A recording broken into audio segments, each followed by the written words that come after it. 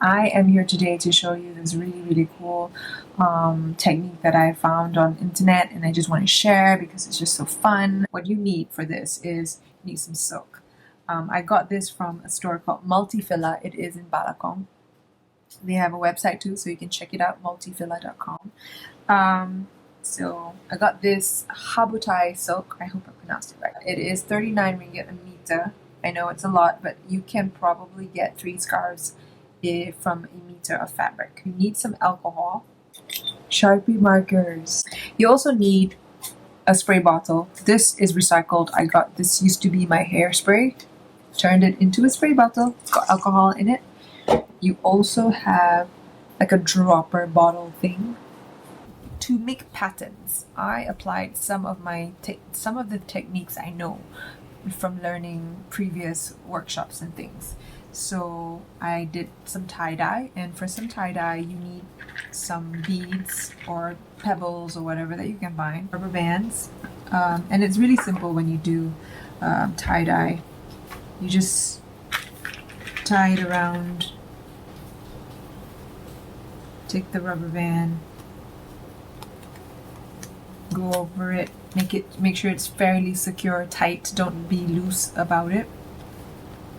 Then you take your marker and you draw.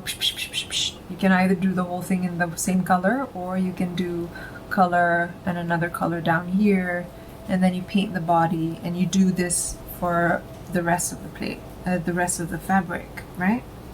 And once you do that, you get a very cool effect. The next one is you need some clamps, well, option 2.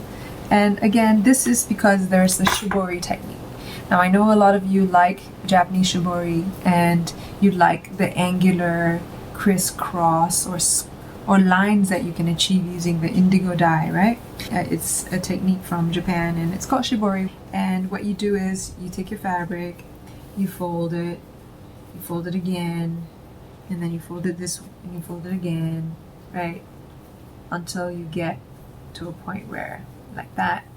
Then you take a clamp and then you clamp it down like that. So whatever that you're clamping here, the ink will not be able to pass through. So then in the traditional sense of dyeing, this is, imagine it a dye bath, and you dunk the whole thing in the dye bath. And when the inks penetrate the fabric, this is going to be the resist, and no ink will go through, or some of it that will go through will be a lighter color than this color. Using the same concept, I still wanted to get that effect. So I use, for this technique, I use it and I take my marker and I paint the edges, and then I spray the alcohol, and then you can get the lines. I'll show you what I mean in a bit. So you need some clips of varying sizes depending on how big your fabric is. You need an iron and some soap and water for later when you're trying to stop the ink. As a first sample, I did a freestyle. Freestyle meaning I just took the fabric, drew some objects on it, and then took a dropper. Where's my dropper? And I just dropped alcohol on it just to see how the fabric spread.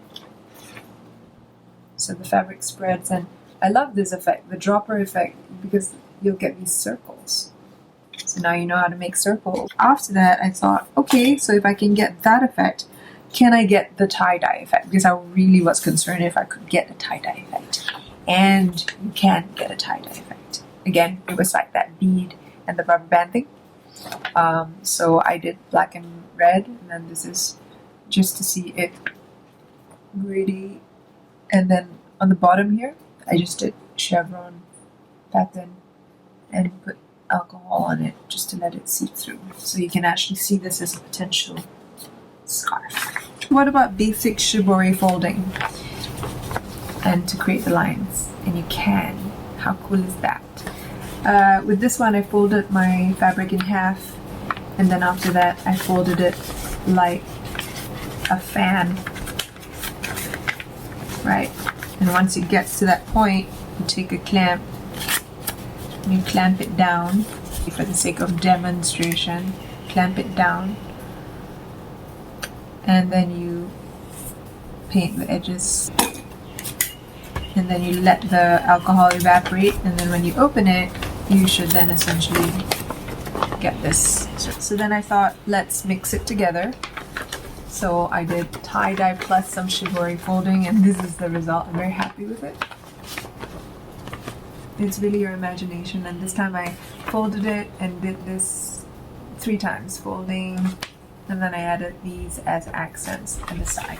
You can also do resist using masking tape. So I tried that out. This is the effect of masking tape. I love it because it looks like it's sprayed on, like graffiti.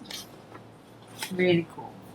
So once I understood how to use this technique, and I did many things. For instance, I did this wonderful scarf using shibori folding technique, and then also freestyled it with some color droppers, some alcohol drops. This one is again a folding thing, and I used some drops, and I'm not sure if you can see it. You see those little spray effects? That's the effect of the spray bottle. So alcohol drop will make it go like that. Spray is like, it'll diffuse your pattern. You can still essentially retain your pattern, but it'll look fuzzy, which is kind of cool. So do understand that. This one's one of my faves. I did a shibori folding technique, and this I had already also ironed it, and then I also washed it for a couple of times. So I'm happy to report that your color will not run as much in this process. You need just soapy water, just a little bit of mild detergent, hand washed detergent. Like I used this as the basin, and I used just a little bit of like detergent in it. And this is then a technique using the masking tape, which looks pretty dope. I also tried it on cotton. So this is cotton. This is the back, this is the front. It looks pretty cool, but I don't think you can get the drop effect so well.